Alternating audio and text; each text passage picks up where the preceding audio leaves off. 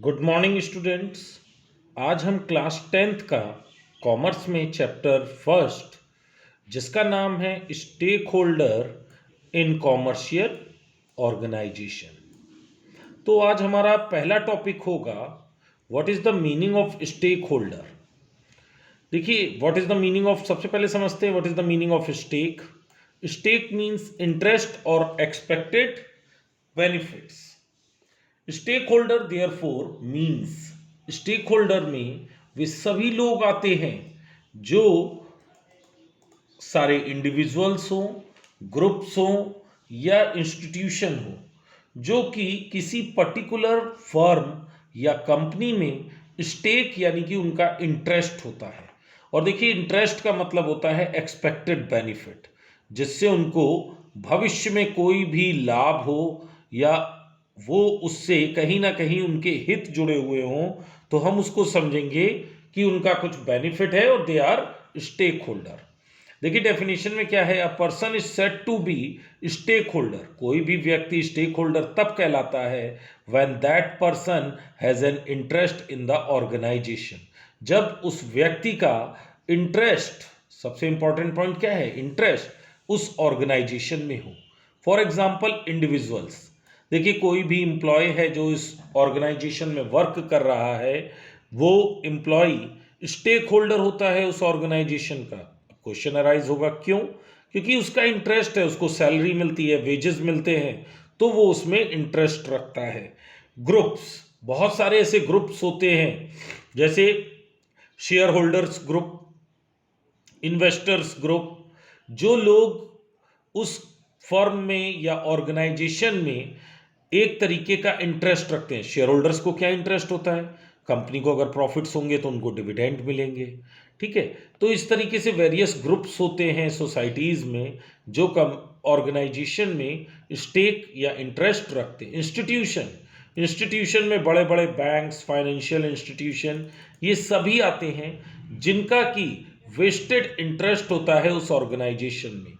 देखिए अगर कोई भी बैंक किसी भी ऑर्गेनाइजेशन को लोन देगी तो वो ये हमेशा सुरक्षित करना चाहेगी कि उसका पैसा उस इंस्टीट्यूशन में, उस ऑर्गेनाइजेशन में सुरक्षित है या नहीं है, क्या उसको रेगुलरली हर पीरियड पर इंटरेस्ट मिलेगा या नहीं। तो ये सभी पर्सन्स, इंडिविजुअल्स, ग्रुप, इंस्टीट्यूशंस जो भी किसी ऑर्गेनाइजेशन में इंटरेस्ट रखते हैं, सभी को कलेक्टिवली हम किस नाम से जानेंगे, स्टेक होल्डर। चलिए अब कुछ डिफरेंसेस हैं उसको अब हम समझेंगे। सबसे पहला डिफरेंस है difference between stakeholder and customers. Stakeholder और कस्टमर में क्या डिफरेंस होता है, तो सबसे पहले जरा सा कस्टमर को समझ लेते हैं कि what is the meaning of customer. देखिए कस्टमर वो व्यक्ति होता है जो हमारे प्रोडक्ट को परचेज करता है, प्रोडक्ट को यूज करता है, हमारी गुड्स एंड सर्विसेज को खरीदता है। Basically they are known as customer. अब आइए, स्टेक होल्डर को हमने पहले डिफाइन कर लिया, कस्टमर को समझ लिया, चलिए जरा इसके डिफरेंस समझते हैं। देखिए डिफरेंस के यही तरीका है, 4 कॉलम में 4 पार्ट्स में डिवाइड किया जाता है, सीरियल नंबर, बेसिस, फिर stakeholder and next one is customer. चलिए पहला बेसिस क्या है हमारा, फाइनेंशियल स्टेक। देखिए stakeholder, it has a financial stake in the business firm. देखिए स्टेक होल्डर का फाइनेंशियल इंटरेस्ट होता है। फाइनेंशियल मतलब वो सभी चीज जो मनी से रिलेटेड हो।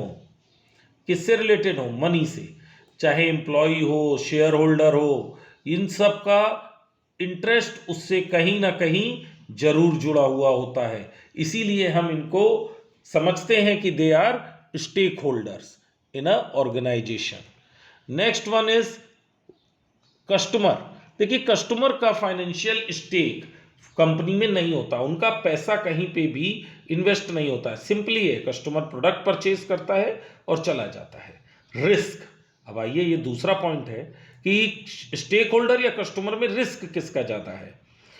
बेसिकली स्टेक होल्डर्स टेक इन मोर रिस्क और कस्टमर का कोई भी रिस्क बिजनेस में नहीं होता है ऑर्गेनाइजेशन में। सप्लाई ऑफ कैपिटल, कंपनी को या ऑर्गेनाइजेशन को कैपिटल मतलब पूंजी कौन सप्लाई करता है। देखिए, दो तरीके की पूंजी ऑर्गेनाइजेशन को स्टेक होल्डर देते हैं। फाइनेंशियल, शेयर होल्डर्स फाइनेंशियल पैसा लगाते हैं, बैंक्स और इंस्टीट्यूशन पैसा लगाते हैं, और ह्यूमन कैपिटल, एम्प्लॉय और लेबर, ये लोग अपनी ह्यूमन कैपिटल लगाते हैं, उस ऑर्गेनाइजेशन को अपनी ह्यूमन कैपिटल देते हैं।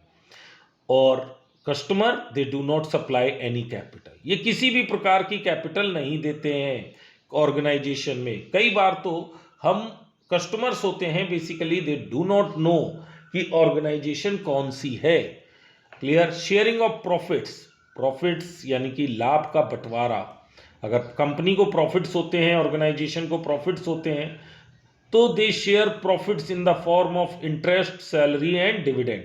देखिए, ऊपर वाली ही बात आ गई। इंटरेस्ट किसको मिलेगा?